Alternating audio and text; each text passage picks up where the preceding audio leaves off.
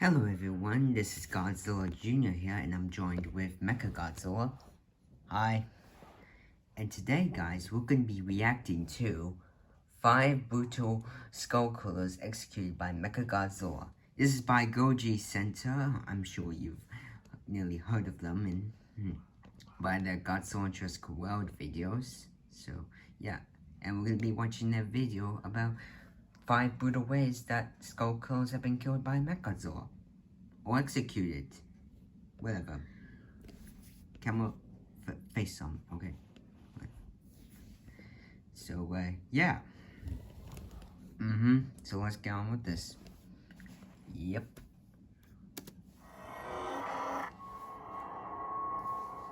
Hidden under a clandestine facility hides the most malevolent and brutal man-made weapon of all time, Mechagodzilla.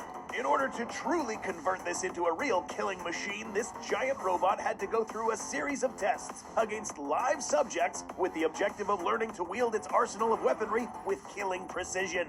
Today, the simulation arena will be bathed in blood as we demonstrate the many ways these skull crawlers would have been brutally murdered in order to train this metallic terror in the art of war.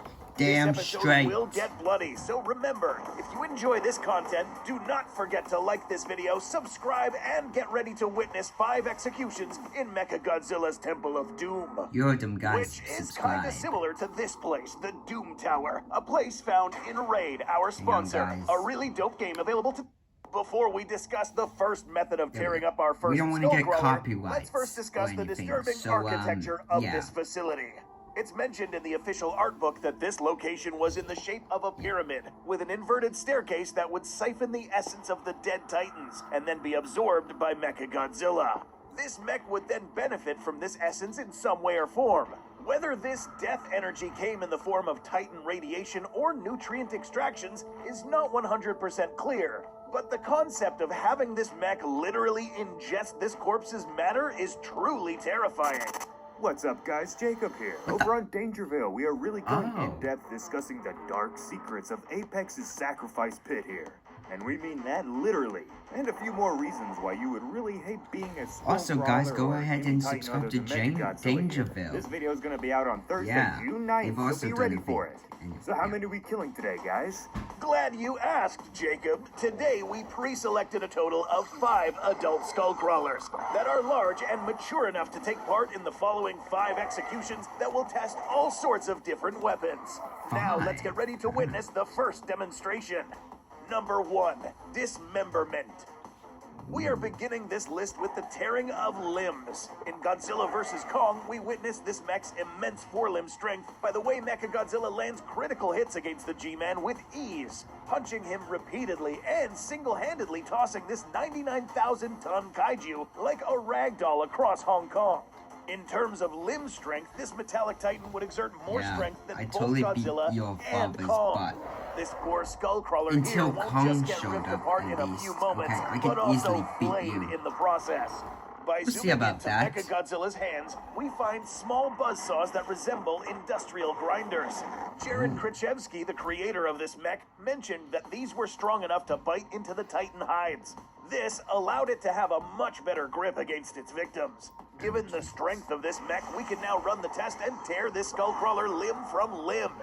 As we can see, Mechagodzilla's limbs are so strong that they could literally tear the skullcrawler's limbs straight from the sockets. Would Mechagodzilla do this? Dang. We will guess that yes, Mechagodzilla could also yank out the insides from this skullcrawler too, killing it in an instant. You may think this is overkill, but for the purposes of this simulation, we need to put these weapons to the test to be 100% sure these are effective against larger titans. Also, don't forget that during this testing phase, Mechagodzilla would have been controlled via psionic link, taking commands from a human pilot, in this case, Ren Serizawa. So even if these moves looked a little bit too human-like, it would be because there is in fact a human behind all of these tests. Number 2, meat grinders. Meat grinders? While we dispose of this corpse, let's introduce you to another weapon. Okay, The meat like where grinders. this is going. These aren't the ones on its hands. These are the grinders found inside its mouth. Yes, these here are rotating discs that when put in contact with any fleshy tissue will bite into it and turn it into ground meat. We were unfortunate to not see this in live action, but that's why we are here to show you.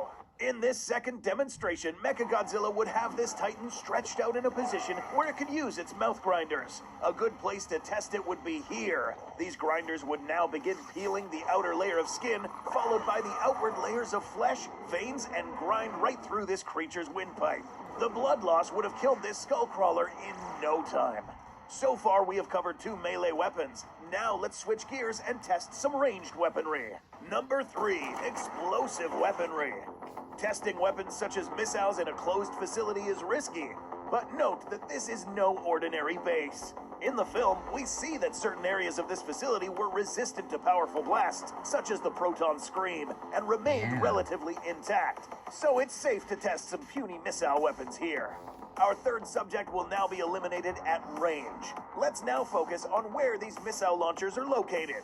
We witnessed 2 locations where these were placed, the shoulder-railed missile launchers along its back, and some smaller launchers hidden on its shoulders. But that's not all. Krzyzewski also mentioned that Mechagodzilla would have had extra missile launchers hidden in its chest, making this creature well-equipped to launch a forward barrage of missile fire. In this scenario, the technology that we'll be testing would be Mechagodzilla's ability to direct and target the vulnerable areas of this skullcrawler.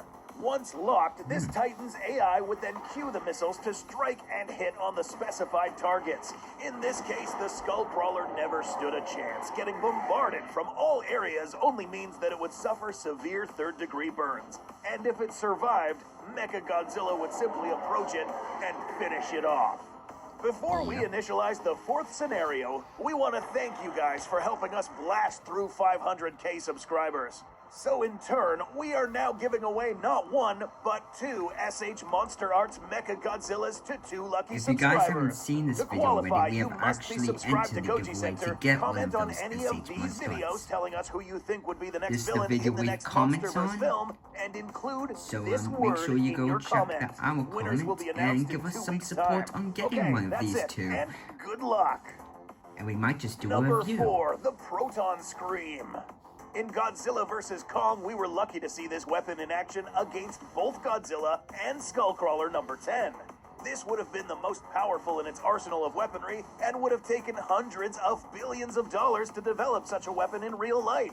Which is why it was imperative for this weapon to go through many rounds of testing to ensure that it was effective and powerful enough to inflict damage against all kaiju. In the film, we saw that this weapon was fired through the Skullcrawler's mouth, but what if instead of hitting it here, it was hit on another location? Our next demonstration will feature the next victim being held in this manner. The objective? Skin, so to it slice. could be able to If pierce projected long enough, Mechagodzilla's proton scream would penetrate through the Exactly, Skullcrawler's damn. skin, flesh, bones, and make its way down the Skullcrawler's ribcage like a hot knife through butter. We'd like to imagine that several tests like these were conducted to continue testing weapon upgrades in Mechagodzilla's proton scream. Now that we've concluded our ranged weapon testing, let's go back to the final and most brutal of all melee weapons found in Mechagodzilla. I think I know what it is. Number 5, tail scythes. The last weapon we are going to test today is found at the very tip of its tail. These 2 spikes can spin and split into 2 additional sides, forming a 4-bladed weapon that spins at high speeds, giving it eye-piercing and liquefying power. Because this mech is manned by a human, Ren Serizawa would have needed some practice getting used to using a prehensile tail, since humans are not equipped with one in real life. Learning how to use this effectively was imperative against other kaiju that could use similar weapons effectively. In this scenario, our next Skullcrawler is now subjugated in this manner, and the pilot will now aim for these 2 locations.